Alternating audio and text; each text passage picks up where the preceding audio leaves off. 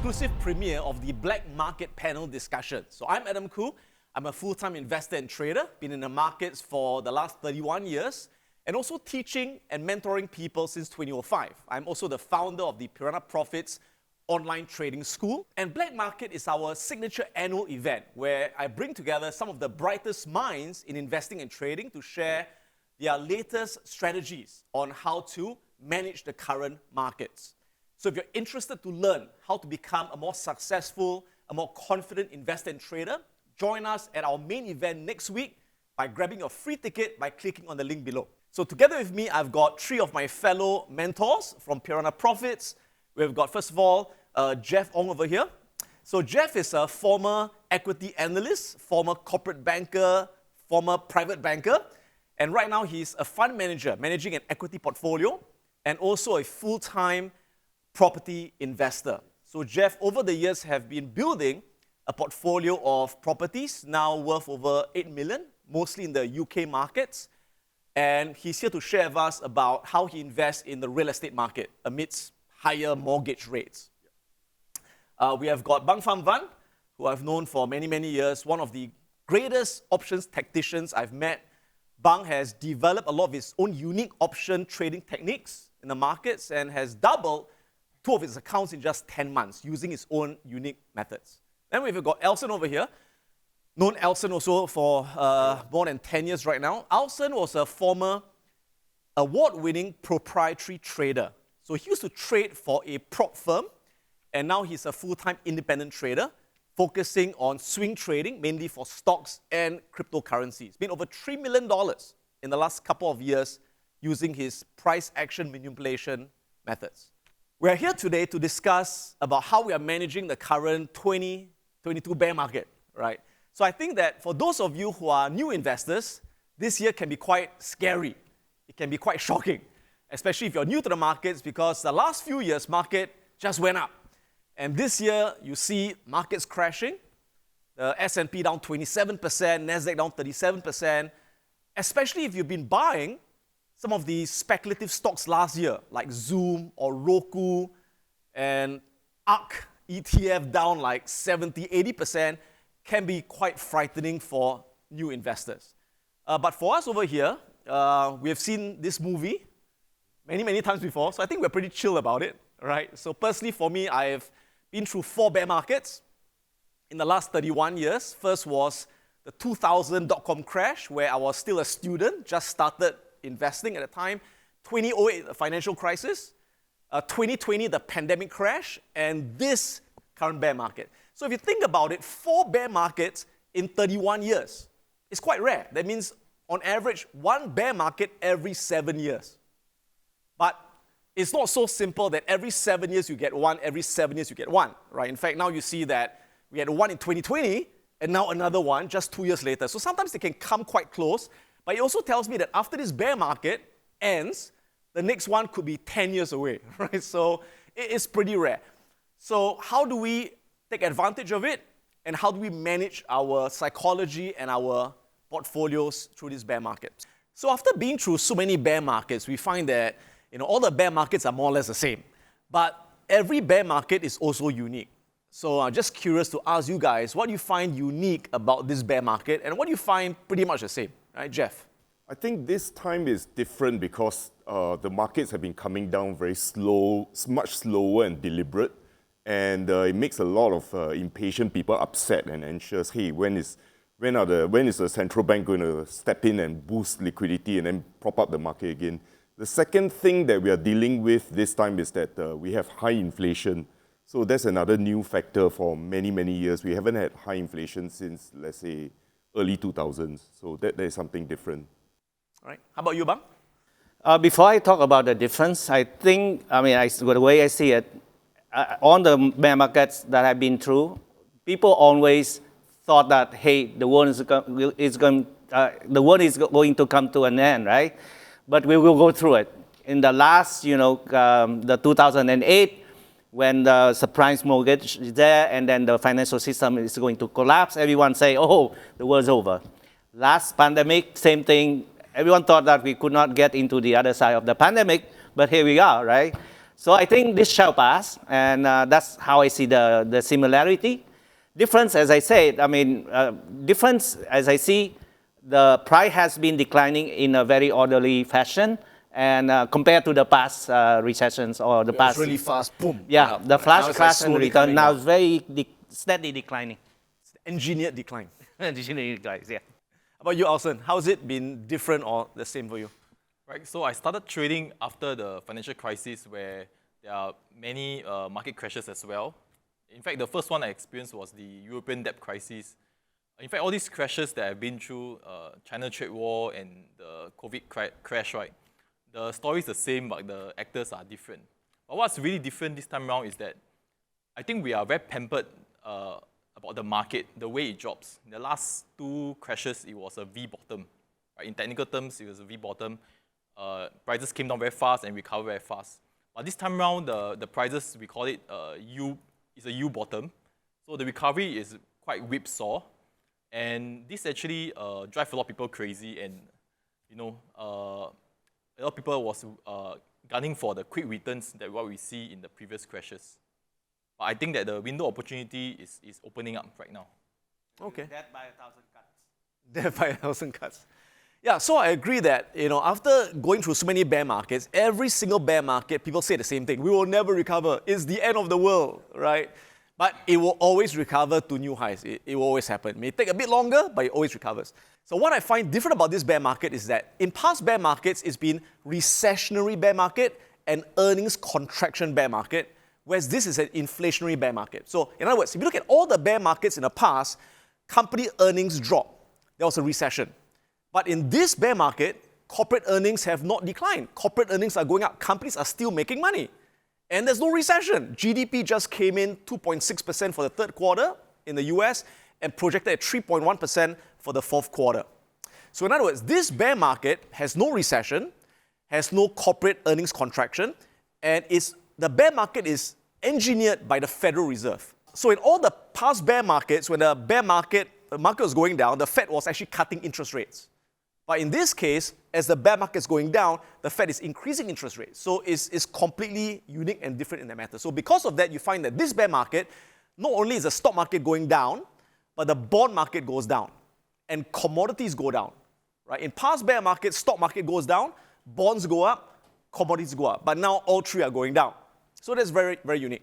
I think the other unique thing about it is that in the past bear markets, if you look at the biggest companies, the highest quality companies like Amazon and Microsoft and Google, they went down a bit. They went down at the most 25%. But this time, the biggest companies in the world, like even Microsoft and Amazon and Google, they go down 40, 50, 60%. So I think that's what's worrying a lot of people, all right? So if I can share a bit about what's going on in this bear market, notice that because of this rapid rise in interest rates, there are certain sectors that are being hated by the market, that are out of favor. First, you've got the technology sector being hated. So anything that's technology is getting sold off. Microsoft, for example, Salesforce, Adobe, okay? Then you've got consumer discretionary being hated, your Nike, your Amazon. And third, hated sector are the communication sector, which is Meta and Alphabet. So when these three sectors are out of favor, when they are hated, you find that even if the companies are great, are making money, they still go down. It's like the tides. When the tide goes out, even the biggest ships go down temporarily. But the good news is that it's temporary, right? The tides will change again and they'll go up again, right? But what are the sectors that are loved, that are in favor right now? You've got healthcare being loved, defensive companies, energy, utility. So these are the sectors going up and the rest are going down. So that explains why you may say, hey, I'm in a good company, why is it going down? Nothing wrong with the company, it's just that it's in a sector that's being hated. So the next question would be, in this bear market, how do professional investors and traders manage their portfolios? Are they immune to the drops of the market? Okay, so let me begin first. So again, I've got my investment portfolio and my trading portfolio. My approach for my investing portfolio is a buy and hold approach. So over the years, I buy very, very good businesses and I hold them through the ups and downs. I don't sell them just because it's a bear market. All right? I hold them through bear markets and bull markets. Now, a lot of people ask me why. Why don't you, sell everything and buy everything back cheaper? Now, in the early years, I used to do that. I used to jump in and out of the markets. When I say, okay, it's a downtrend, I'll sell everything. When it's an uptrend, I'll get back in. And when I did it for many, many years, I found that, yes, certain years it worked very well. But there are certain years when you jump in and out, what happens is at the end of the day, you underperform the market. For example, in 2018, market went down and up very fast during the trade war crash.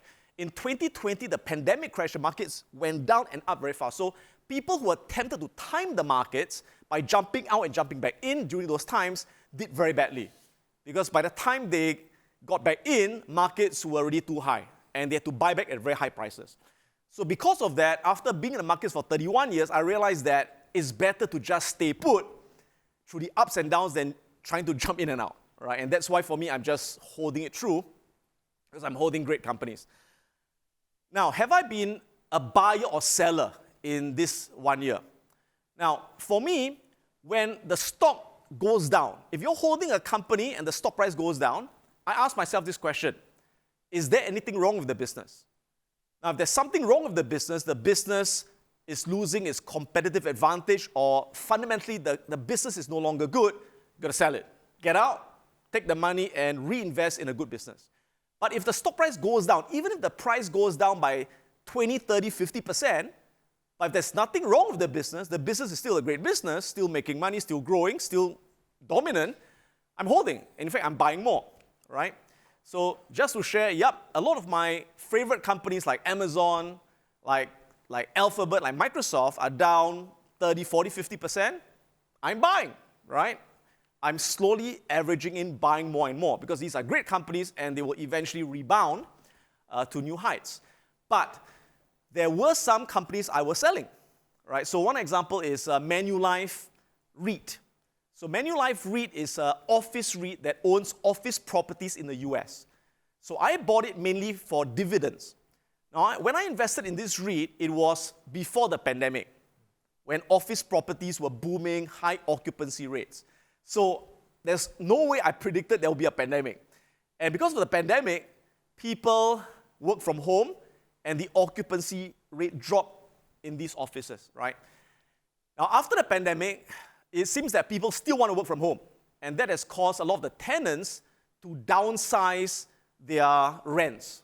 And so the way I see it for office REITs, it may not be a temporary problem. It could be a long-term issue where they suffer low occupancy. So in times like that, when I feel that, okay, the fundamentals have changed, it's time to sell, right? So I sold the REIT and I reinvested it in a better REIT, a better company. So that's, I think, the question a lot of people ask. Should I buy or sell? The answer is look at the business itself. If the business is doing well, hold it and buy more of the better business at lower prices. But if the business itself is having a problem, it's a long-term problem, you've got to sell it and reinvest it. Okay, so how about Jeff? Maybe Jeff, you can talk a bit about your stocks investments and your real estate. How are you managing it right now? Okay. My concept of investing in stocks is quite similar to yours. We call it core satellite portfolio. That means the core holdings is quite similar portfolios to yours as well. Stocks like Amazon, they are profitable. I buy and hold. So that is also down, definitely. Then there's a trading portfolio where I trade things that I think they are rising. So one of the things I caught was oil as well. I bought the ETF XLE that went up. But of course, that trading gains could not offset the financial, the core portfolio that I'm holding, the long-term stocks as well. So overall, I'm still down, but I'm not worried. I'm a net buyer in these times. Definitely, there's a great sale that's happening. I can't miss it. So similar to your concept and Warren Buffett's concept, there's a sale. I think long-term, I just go in and buy those stocks that are below the intrinsic value with a huge margin of safety. For real estate, I haven't bought many properties in Singapore. In fact, because of the anti-speculative measures and the taxes just keep rising if I buy more and more property. So I focused on where I know best, that's UK. I focus on that because that is one of the unique places where the rental yields are very high. And I focus on landed properties, or you call it single-family homes in US. So, which means, UK, you mean? yeah, in UK. So terraces, semi-detached, detached homes, and can be as cheap as, say, £200,000 to £300,000, very affordable. So I've been busy buying, and of course you can't trade real estate, right? You have to buy and hold. So each one is like a marriage. So I hold every property for 10 years. So I've been busy buying. Now, I don't try to time the market. I only buy when I can get cash flow positive properties at 75% loan to value ratio from a mortgage. If I don't get it, that means the price is too high and the rental yield is too low. I pass on the deal. It doesn't stack up. So that keeps me out of trouble. So this whole year, prices have gone up quite a bit worldwide, double digit, right? So sticking to this rule has actually helped me avoid a lot of pitfalls, because a lot of properties, the deals just don't stack up. So I end up buying about 4 properties this year. That's So I it. think there's a unique thing about properties as well, right? Stock market's down, bonds are down, commodities are down, but properties up. Strangely so, yeah, that's right. And Yeah, I think your property portfolio is up like, what, 28%? 20 over percent. Yeah, year? very very happy with that. Okay, Yeah. so I mean, it pays to diversify, right? And actually, all 4 of us have a lot of property portfolios, but we don't talk about it because we don't teach it. But I think all of us have property, especially in Singapore, right? Yep. Okay, how about Bang, for you, your trading, what has worked this year, what has not worked, what did you have to change in your trading strategy? Let me start with the psychology part. Yep. Because for me, trading follows the probability pattern, right? There will be times where you win, and there will be times you lose as well. It's not like you are invincible with whatever market condition. You can lose money in the bull market as well. Same, you can lose money in the bear market equally. It's just a probability pattern. Now, for me, I look at this year, right? Yes, I'm not immune. My portfolio experienced drawdown as well. But I look at it from the longer time frame and the probability that I talk about. So the year before, I was beating the market 30+%. The year before that, I doubled my account, or more than doubled my account.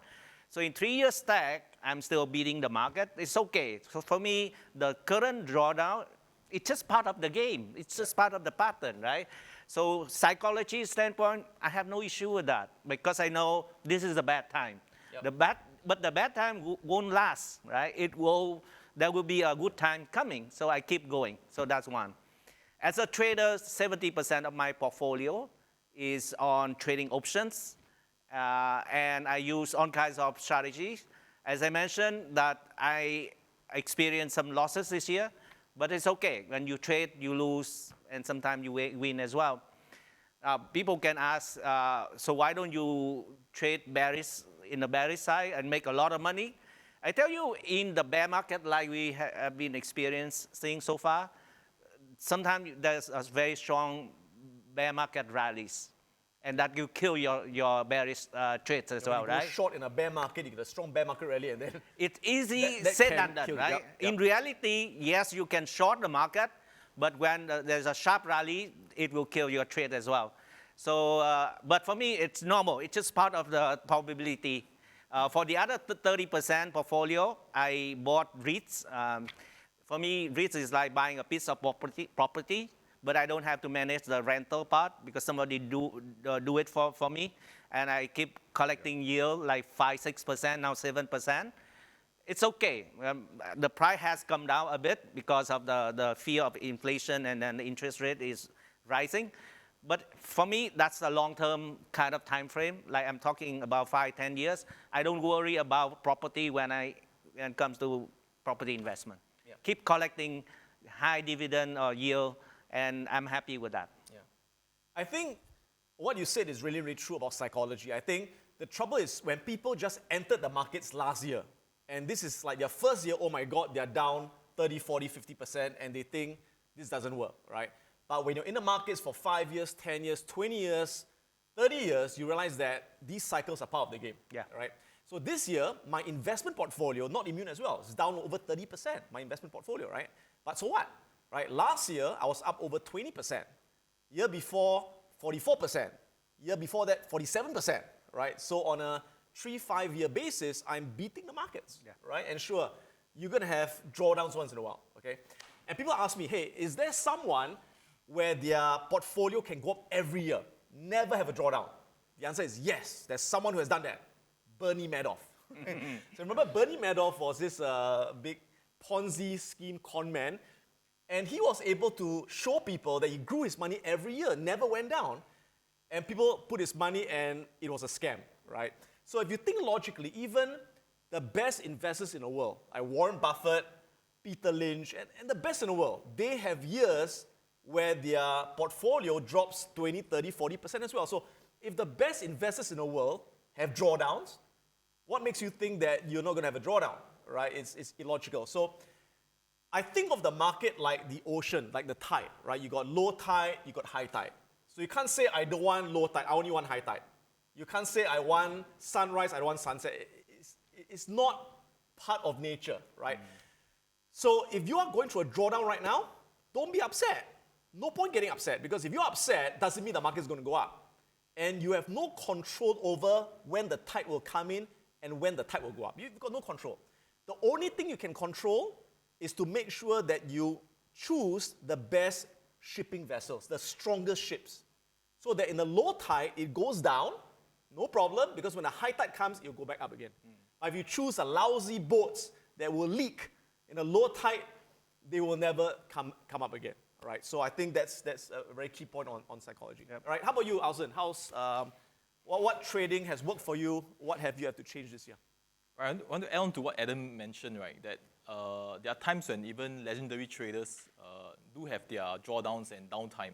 Like even George Soros, he actually in some years he's also down by like hundreds of millions of dollars. But he always have the conviction and the confidence to make it back and even more. And he's regarded as one of the greatest speculators in our time. And so for me personally, I've been through many drawdowns even when I was in my prop desk trading career. Even though in every year I make 6 figures in the trading desk, but actually if you zoom in, there are months where I was actually down. In fact, some months I can be losing money in 2 months, then I make back everything on the 3rd month and more. But people don't see, if you just look at the 1 or 2 months alone, right, you can be demoralized. But there's one thing that I always remember is that I learned this. One of the key traits of a trader is how you actually handle drawdowns. Not just about making money, but how you handle drawdowns, your psychology, and you must have that confidence and conviction in your strategy to make it back. And so for me, this year is also a tough year. Okay, my portfolio consists of about 60% crypto and 40% stocks, which consists of US stocks and China stocks. So for crypto, right, I cashed out most of my position last year, right? It's a couple of $1 million I cashed out, and the remainder positions are all hit by at least 50% drawdown, crypto or even some of the China stocks that I'm holding, right? Because I follow my plan to hold on because I believe in some of their fundamentals, right? And for me, this year is more of a defensive year as well, right? Using my price action manipulation strategy, it has given me telltale signs of a impending market crash in April and also August. You can actually see the bull trap pattern, right? And that's when I actually downsize my portfolio and do very selective swing trades. Okay, I didn't go for that long shot, but I do trades that gives me quick. Once it hit my risk reward, I'll just take and go. So I think this year is more of a defensive play. But as I mentioned just now, I think the window of opportunity, right, to make back what our drawdowns and even more is opening up. So I'm confident that the recovery is coming soon. You know, what makes a successful trader? You can ask all the successful traders, right? They'll tell you it's 3 things, right? Number 1 is your strategy. Number 2 is your money management. And number 3 is your psychology, okay? And the trouble is, a lot of people out there, they want to learn the strategy. Right? Teach me the entry strategy, the exit strategy, and all that. And that's important. And they can learn the best strategies, but over time they are not successful. They don't make money because they lack the psychology. And once they go through a drawdown, once they go through a bad patch, they give up. Or they get greedy. When things are doing well, they overtrade and they blow up their accounts, right? I think one thing that a lot of us did not mention, because I think we know it so well, we didn't mention it, is our money management. That every time we take a trade, we risk only a small percentage of our capital, right? For me personally, in my trading account, every trade I take, I never risk more than 1% of my money, all right? So even in a losing trade, I lose 1%, all right? I think for Alson, it's a bit more, but it's also a small percentage of your trading account. And I think Bang yourself... 1%, sometimes, I mean, most of the time, less than half of the percent. Less than 0.5%, right? So we can be wrong a few times and lose like 0.5%, fine. Because when we are right, we make a lot more than when we're wrong, right? I think it's the same for everything, not just the markets, right? I remember one of my favorite movies was Rocky. And what Rocky said to his son at that time was that it's not how hard you hit, it's how hard you can get hit and keep moving forward. It's how much you can take and keep moving forward, right? So everyone can make money in a bull market. Everyone's a genius in a bull market. But in a bear market, that's when you are really tested. Can you withstand the volatility? Can you cut your losses fast as a trader? Can you manage the drawdowns as an investor? Because if you can't, you're out of the game. But if you can stay in the game, and when the bull market comes back, that's when you make your millions, right? So I can tell you that, I mean, what the four of us have in common is this. The four of us have very different styles. You're in crypto, I'm not in crypto, you're in options, I'm in options. We're all a bit different, but we've all made millions in the markets over the years. We all manage $1 million portfolios. And what makes us different from most other people, it's not that we're smarter. And it's not that we have some unique special strategy, although we do have good strategies. But I think what makes us all different is that we have that psychology to play the long game. Whether we're investors or traders, we play the long game. And we know that we go through ups and downs, but ultimately it always goes up, whether as a trader or as an investor, all right? But interestingly, let me just share also that in a bearish market, you can actually find bullish trades. You can find. So I actually have a trading technique which I'm going to teach during the webinar, where I'll show you how I look for bullish trades in a bearish market, and it's actually done pretty well. I've been actually making money in my trading account. In fact, this month I'm up like about 9%. I mean, not a lot, but 9% from my trading account. And what I do is I screen the market for high relative strength stocks. That means stocks that are moving up even though the market's going down. Stocks in certain sectors like healthcare, like consumer staples, and I trade these strategies using a certain technique called breakout within the base strategy, and another one called the explosive breakout strategy. And I'll share some of these strategies during my trading webinar for you guys. And again, the other key is diversification, right? So some of you will know that, yes, I do hold Microsoft, I do hold Alphabet, I do hold Amazon, I do hold Meta, and they are down pretty much, a lot, right? 30, 40, 50%.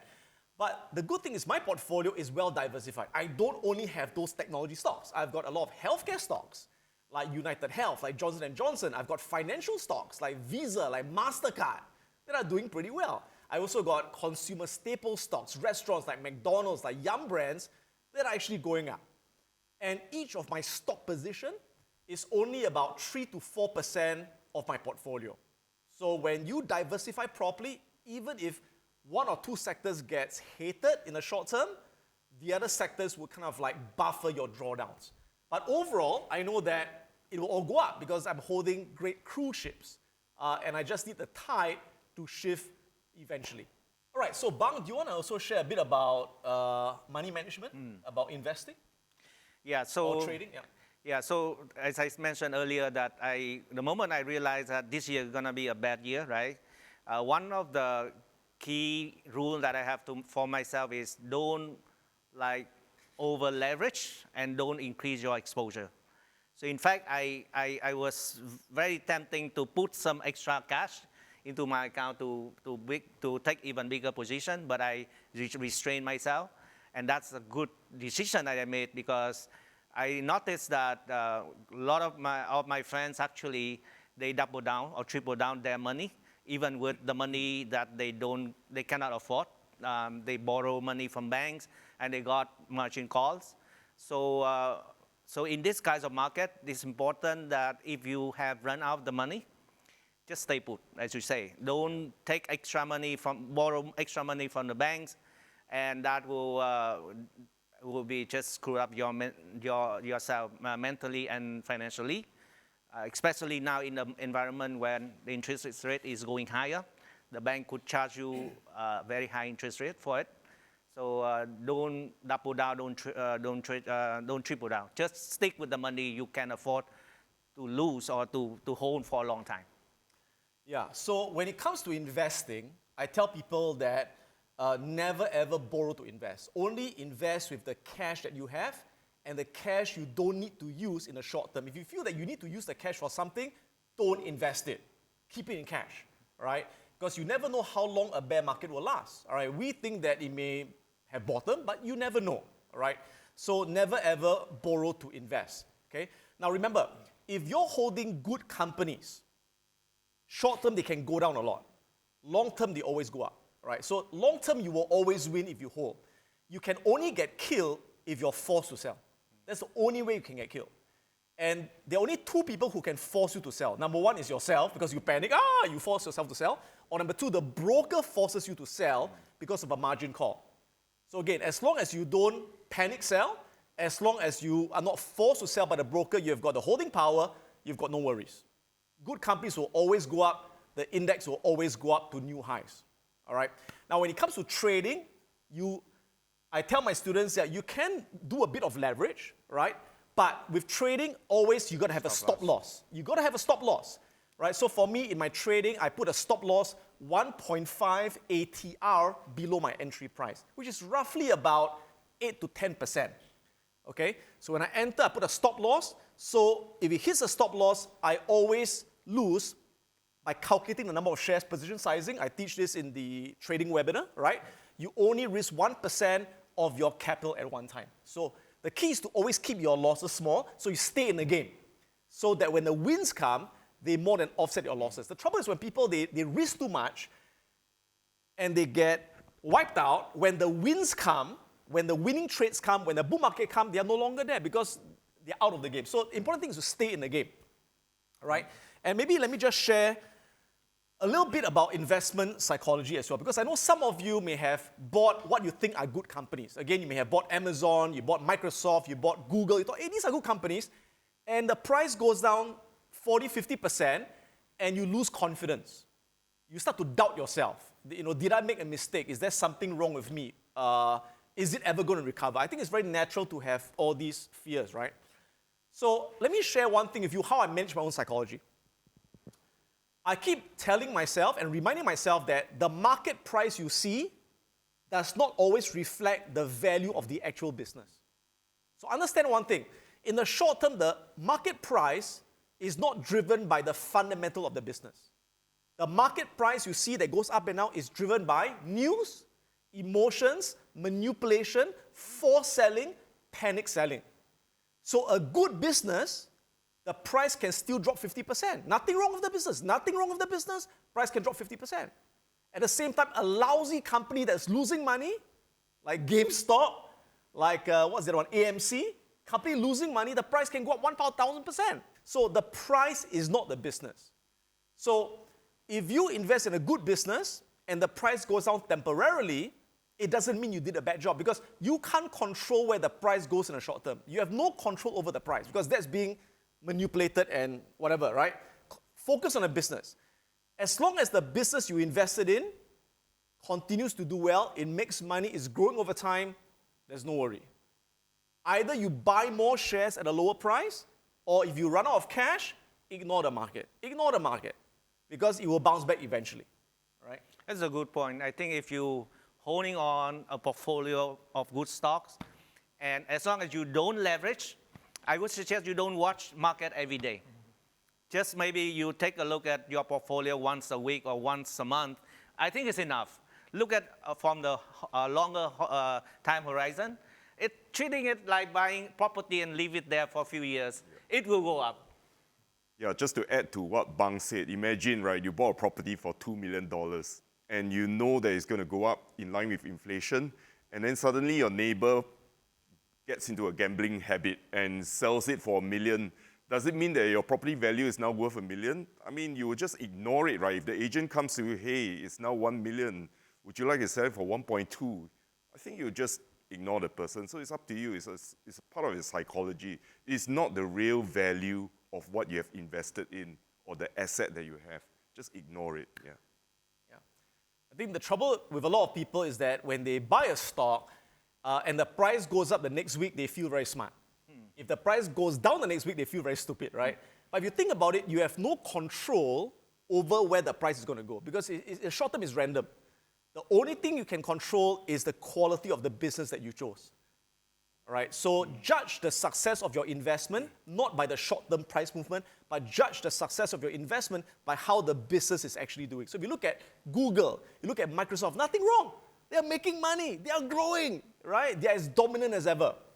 And yes, there are certain companies like Amazon and Meta or Adobe, they drop a lot. Why? Because their profits drop. But their profits drop not because they're not doing well, but because they chose to invest heavily in R&D and capital expenditure to strengthen their long-term economic moat. So in other words, the drop in their profits is temporary.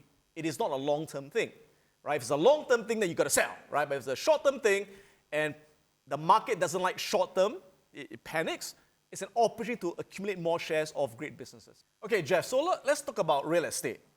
Because we know that, especially in the UK, mortgage rates have gone up like crazy. Okay, so how is that affecting your current portfolio? Because you're paying interest on your loans, although collecting rental. Is your rental still able to cover your interest costs? I think that's the first question. Second question is, with mortgage rates so high, is it still profitable to buy new properties right now? Yeah, sure. Mortgage rates have, of course, gone up from, like in UK, it's from 3% to as high as 6% recently. The older properties that I have, they are locked up in 5-year mortgages. So try to get them fixed. In the US, you can fix it for 30 years, so you shouldn't be afraid. And of course, if you bought it at a net yield of about 5 to 6%, at 75% loan to value ratio, you should be neutral to positive cash flow. But of course, for the new acquisitions, you can't get the old mortgage rates, right? They're all passed. So now you're acquiring at 6% mortgage interest. The same applies for Singapore and wherever you are investing. I'm sure the mortgage rates have gone up. Now think of it as an opportunity. How many people will be deterred from investing simply because the mortgage rates have gone up and they can't afford it? So the competition actually drops. And we are beginning to see that in the property market in the UK especially. Previously, it takes only 7 days. That's what the time that my aunt took to sell her detached property. Now it takes about 15 to 30 days. And before long, you're going to see the sellers lower their expectations because there are fewer buyers now. And previously, when you view a property, there were 20 people queuing outside. Now there's only 5 to 4 people. And you're going to see that.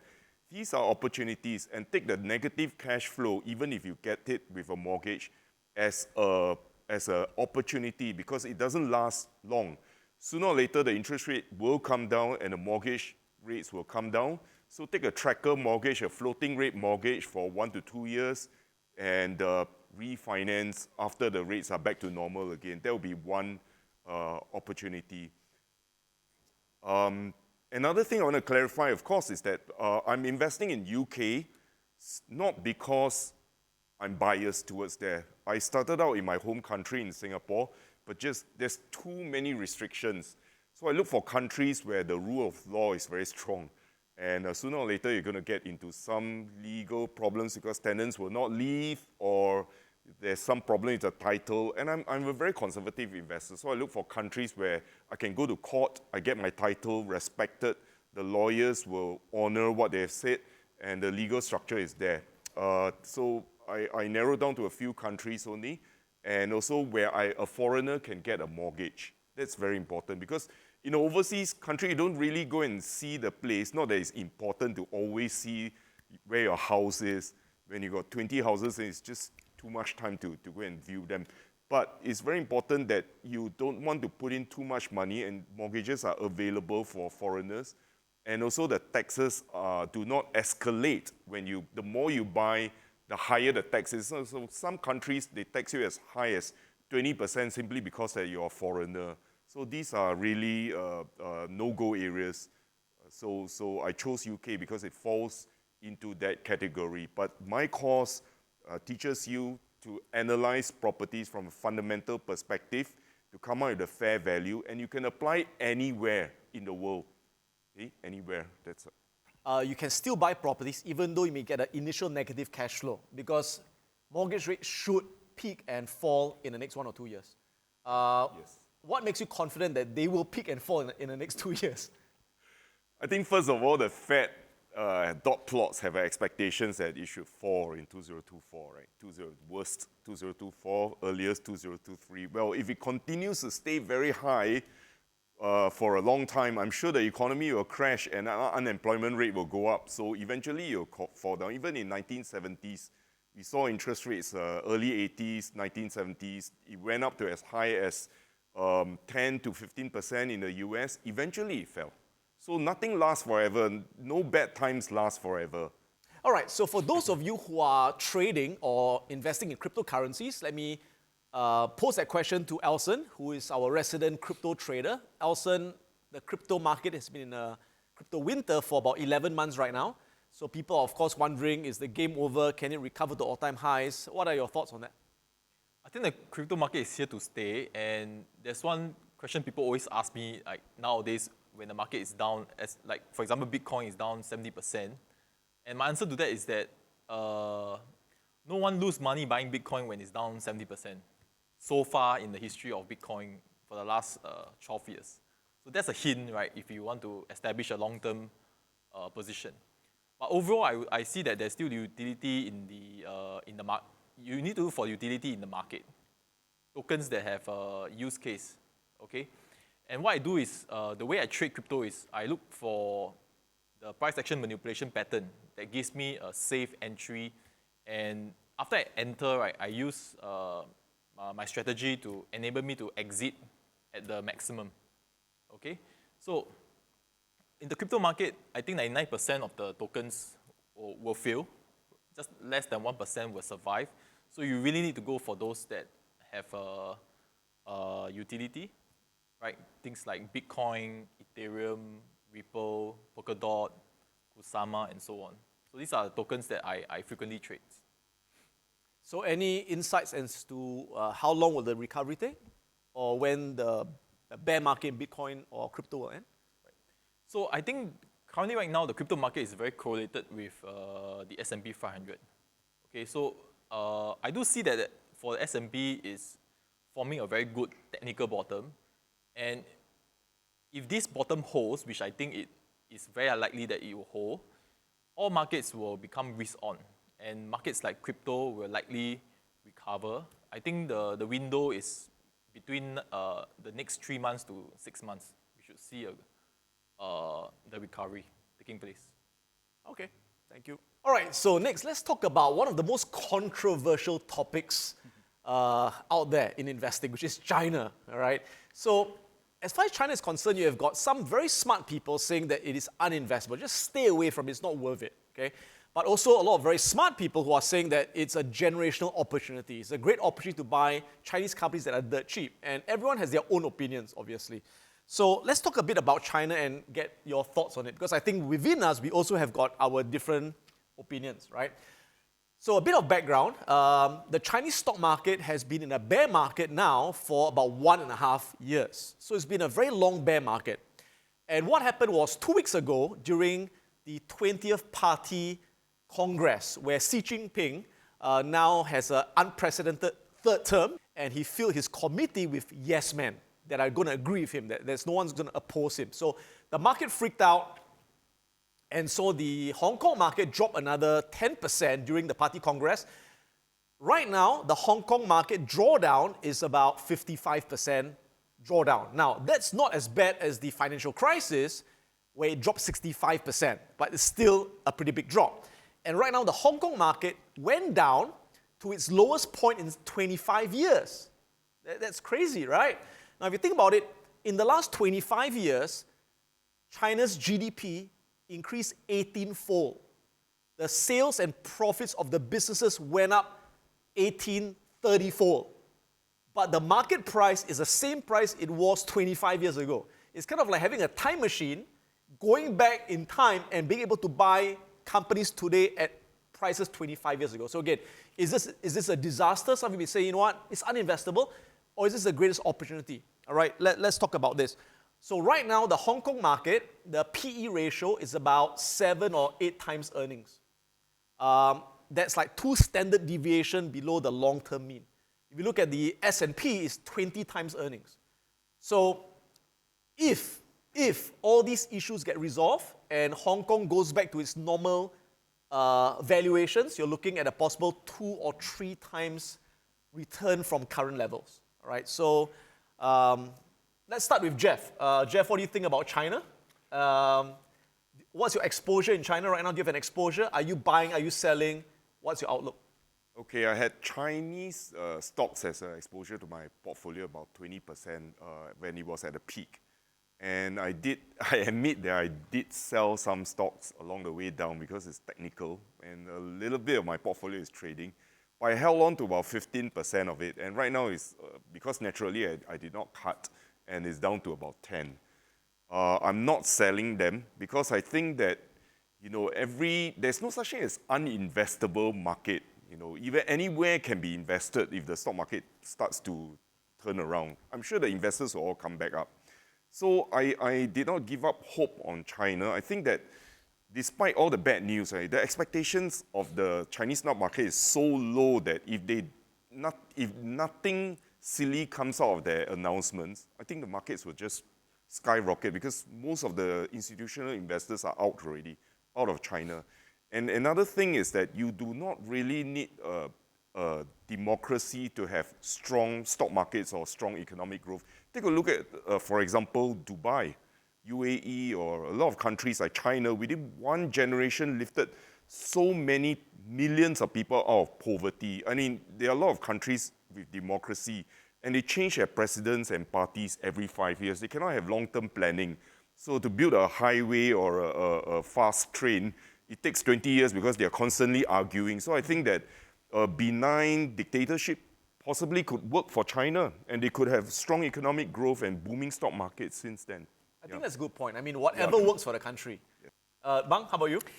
Yeah, so as a trader, right, I haven't taken any trade on Chinese stock for, I think, for almost a year now.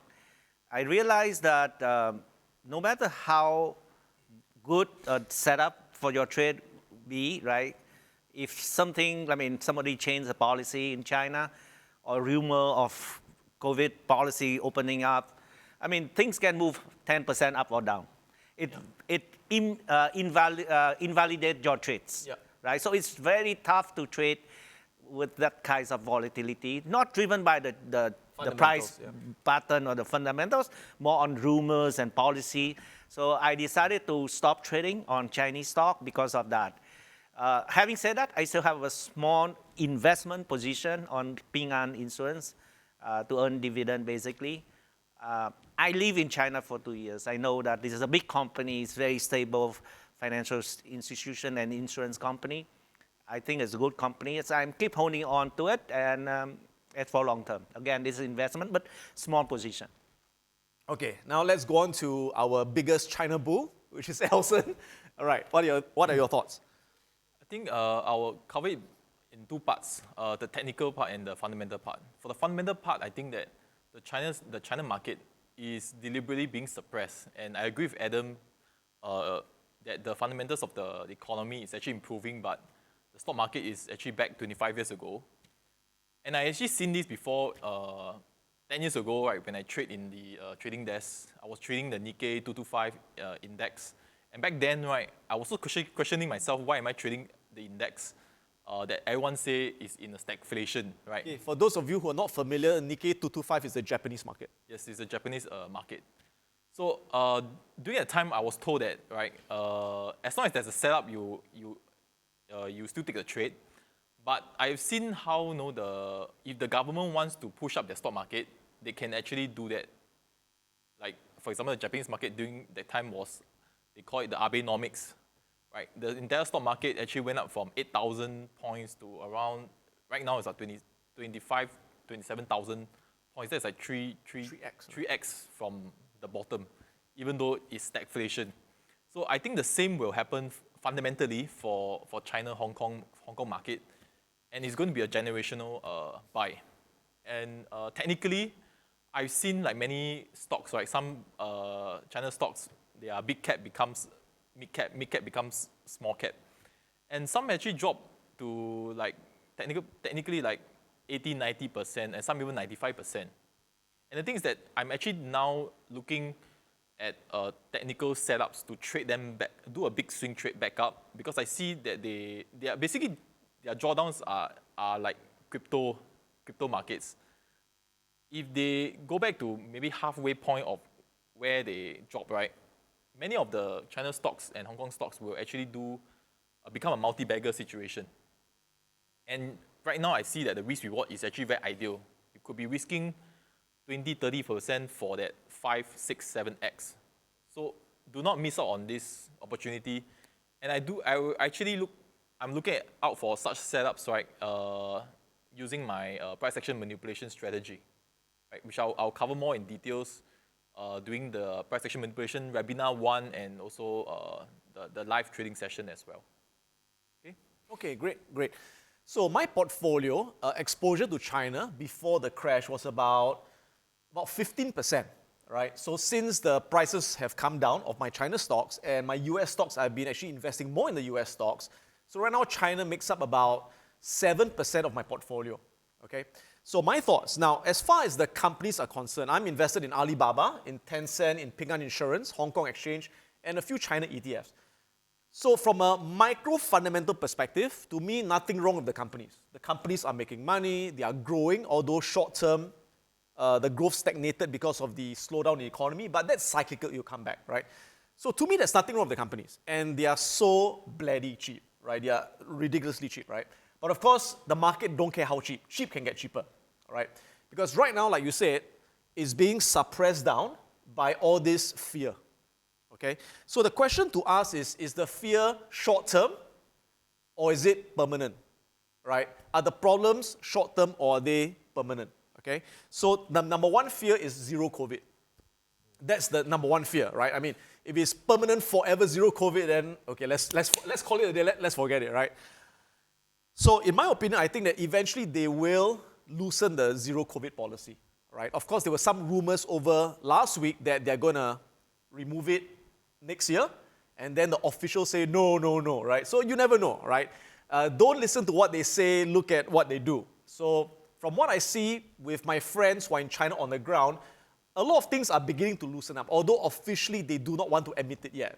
But whether they're going to loosen now or next year, to me, they will eventually have to loosen it.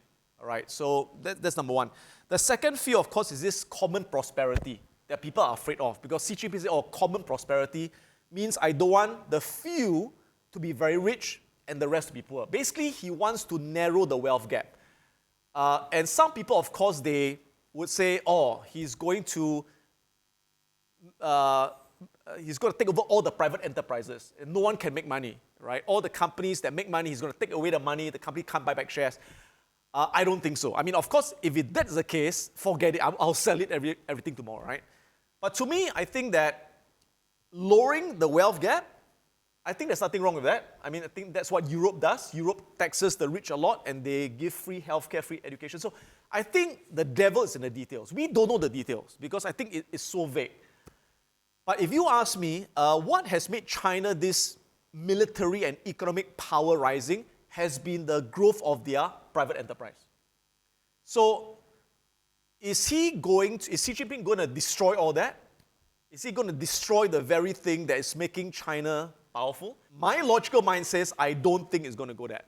All right, so I could be wrong. I don't know. All right, on that. Of course, the next issue, of course, is the Taiwan thing. Okay, I would say this is the one thing that I am concerned about because I think that for China, reunification with Taiwan is no exception.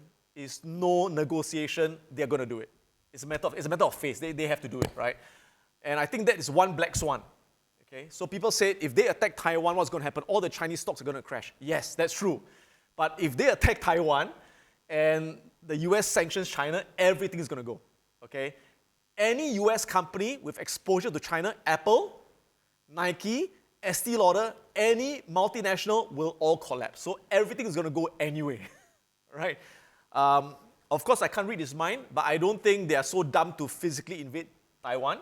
But I think they will pressure until eventually something's going to cave, right? So I would say that is one thing that is a black swan event that no one can predict, right? So for me, what am I doing? Okay, I'm not adding to my China positions. I'm holding them. I'm not adding to them. But if I begin to see technically a clear reversal in the trend, I may start adding back as well, right? So I'm waiting for that technical confirmation first. So let me summarize what we have discussed so far in this panel. So we're right now in this bear market. And again, like we said, bear markets are very rare. There's only 4 bear markets in 31 years. So don't let a good crisis go to waste. But for many people, especially the new investors, it can look scary. It can look very, very challenging. And yeah, no one is immune to it. Like I said, even the best investors in the world, even legendary traders, we go through short-term drawdowns in our portfolio once in a while. But what's important is to be able to keep moving forward and sticking to your investment and trading plan. So those of you who are current investors, if you are going through a drawdown, no point being upset about it. You have no control over where the market goes in the short term. What's important is to look at the stocks that you have invested in. When you own a stock, you're owning an underlying business. If you're owning great companies, no worries. They'll come back and rebound as fast as they went down most of the time, right? So if you're holding good companies, if you have no more cash, ignore the markets. Don't worry, don't even look at it. But if you got additional cash, makes sense to keep adding on bigger stakes in great companies. But if you find that some of the companies that you own are not good companies, they are losing money or they've fundamentally deteriorated, nothing wrong with selling those companies and reinvesting in good businesses. For those of you who are new to investing, you have never invested before, this could be a generational opportunity to again buy great companies at huge discounts. Remember, how did the greatest investors in the world make their fortunes? They make their fortunes by buying the best companies at big discounts. But the problem is that the best companies normally sell at a premium. It's like, think about it. Anything in life. You want to buy a Ferrari, it sells at a premium to a normal car. You want to buy a Hermes bag, it sells at a premium to other bags. You want to buy a great company, it always sells at a premium to ordinary companies. But once in a while, you got a bear market. And a bear market is one where the Ferrari, the Hermes bag, goes on a great sale. So this is a time to take advantage of it. Now, doesn't mean that the price can't go lower. Of course, you buy, it could still go lower. That's why as an investor, you never buy in at once. You average in your positions. People always think that you must buy at the bottom to make money. You don't have to buy at the bottom to make money. As long as you buy when it's undervalued, that's good enough. Even if it goes a bit lower, it doesn't matter because when the bull market starts, it's going to go up many fold. Historically, every 1% drop in a bear market, the bull market will go up 4.8%. Remember, every bear market will end. Every crisis will end. And what follows is the next bull market. And it's about positioning yourself for the next bull market right now. And if you are a short-term trader, you can find bullish trades in a bearish market as well. So do join us at our webinars. I'll be having a trading webinar. Alson will be having his price action manipulation webinar. Pham will be having his options trading webinar. We're going to learn a lot of different trading techniques on how to trade even in a bearish market. How do you find bullish trades in a bearish market? And of course, if you want to learn, hey, how do I distinguish the good companies from the lousy companies? I'll be also doing a value investing webinar where I'll be showing you how to distinguish the high quality Ferraris and Hermes bags from the inferior companies. And most importantly, and finally, diversify. Learn to diversify, right? There's always something that's going up. And of course, in this market, real estate is a great place to diversify in as well to build your portfolio. And for that, tune in to Jeff's webinar on how he invests in real estate, how he identifies undervalued properties and buys them to generate passive income from rentals and flips them for much higher profits. All right, so I do hope you enjoyed this panel discussion and you got a lot of great insights. Do join us for the part 2 of this panel discussion. They'll be held during the Black Market event next week. So in the part 2, we'll be looking at our outlook for 2023 and sharing our game plan. Do we see a recession next year? And what does it mean for investors and traders? What will it take for the new bull market to get started? Now, in addition, during the Black Market event, be sure to make sure you grab your free ticket. It's a live event. Register right now because we're going to have a lot of live webinars. So I'll be doing a webinar on investing, showing you how I identify the best companies in the world that you can accumulate at huge discounts in order to set yourself up for the coming bull market. I'll also do an options webinar on how I trade options with a 70% win rate using credit spreads, and also sharing with you one of my latest momentum swing trading strategies of trading explosive breakouts. Pham and Alson will also be doing live webinars where they'll be showing you how they trade the market live during market opening hours, where they'll show you how they screen for stocks, how they identify setups, and identify the right kind of strategies to apply for those setups. And it's the first time they'll be trading live for free during the Black Market event. So be sure to catch them as well.